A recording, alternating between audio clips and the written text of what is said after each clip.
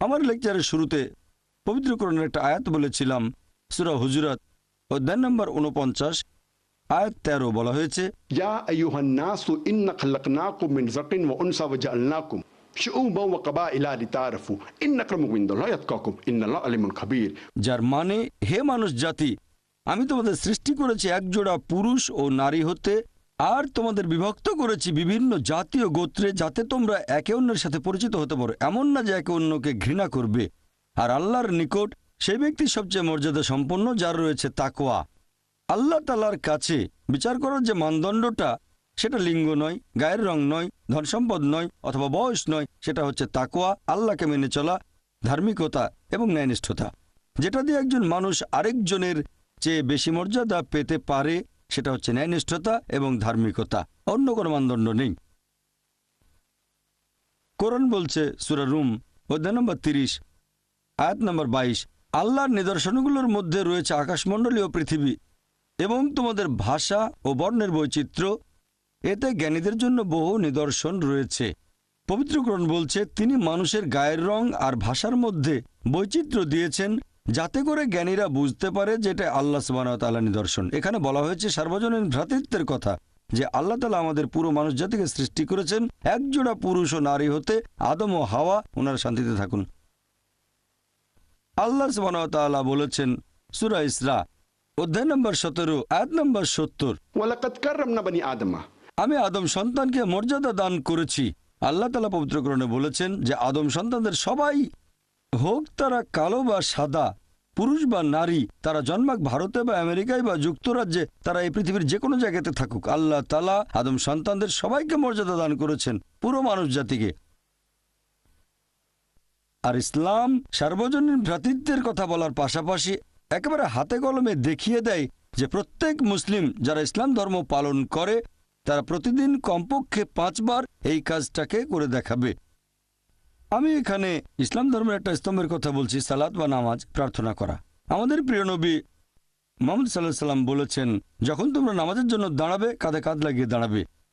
আপনার পাশে যে লোকটা দাঁড়িয়ে আছে, হোক সে কালো বা সাদা, ধনী বা গরিব, রাজা বা ফকির, যখন আপনি নামাজ পড়তে দাঁড়াবেন, কাঁধে কাঁধ লাগিয়ে দাঁড়াবেন।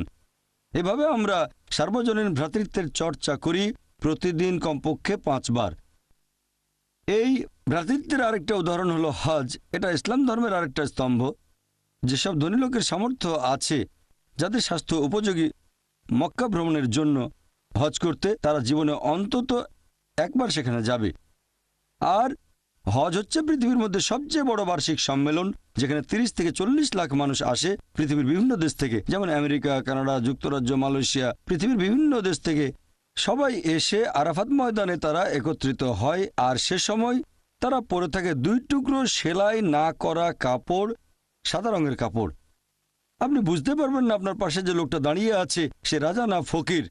আর সবাই তখন মুখে একটা কথাই বলতে থাকে, লাব্বাইক আল্লাহুম্মা লাব্বাইক, শোনো হে প্রভু, আমরা এসেছি তোমার আহ্বানে। ইসলাম হাতে কলমে সার্বজনীন ভ্রাতৃত্বের চর্চা করে। অনেক ধর্মই বিশ্বাস করে যে মানুষ জাতি সৃষ্টি হয়েছে একজোড়া পুরুষ ও নারী হতে, আদম ও হাওয়া।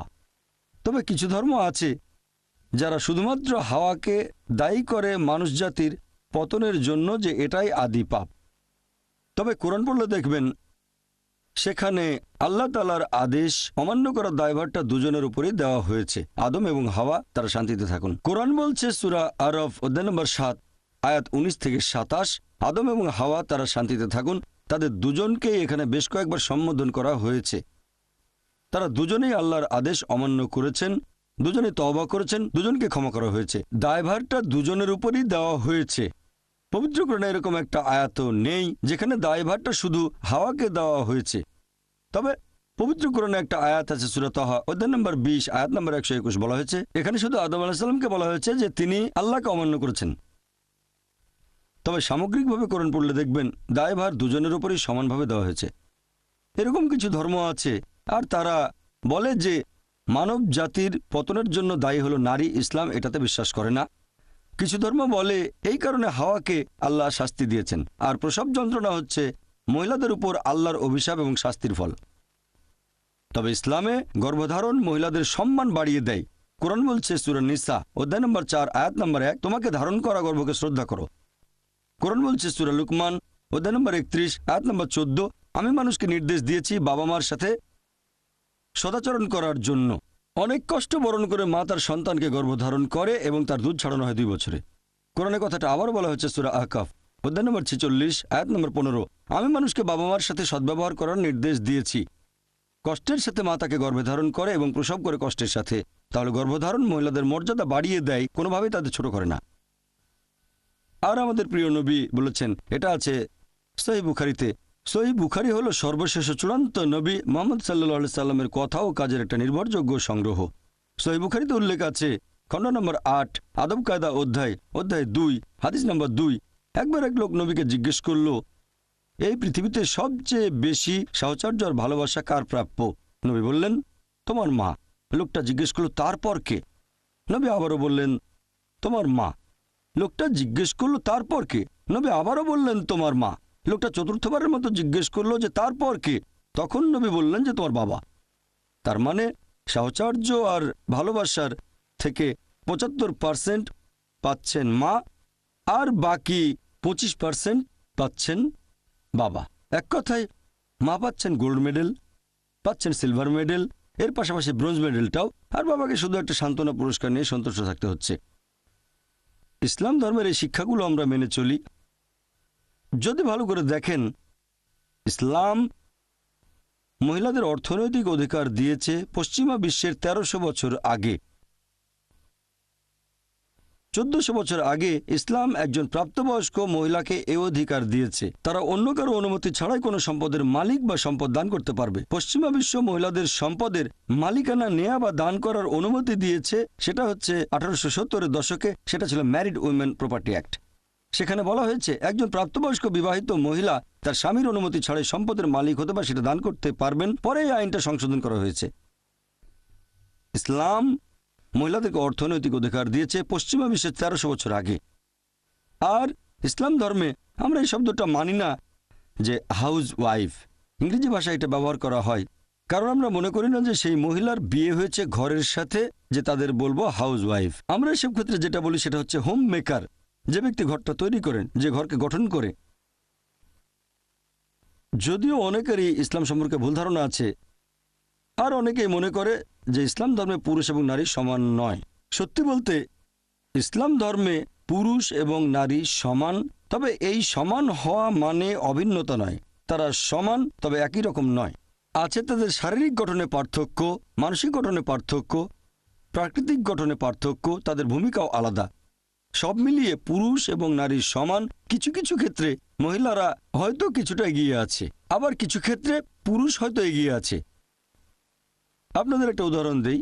মনে করেন একটা ক্লাসে দুজন ছাত্র এ আর বি, তারা দুজনেই প্রথম হলো একটা পরীক্ষায়, দুজনে 180 পেয়েছে। যখন পরীক্ষার খাতাটা দেখলেন সেখানে 10টা প্রশ্ন, মানে 10টা উত্তর, ধরেন প্রত্যেকটাতে 10 নাম্বার। দেখা গেল 1 নম্বর প্রশ্নের উত্তরে ছাত্র এ পেয়েছে 10-এর মধ্যে 9, ছাত্র বি পেয়েছে 10-এর মধ্যে 7।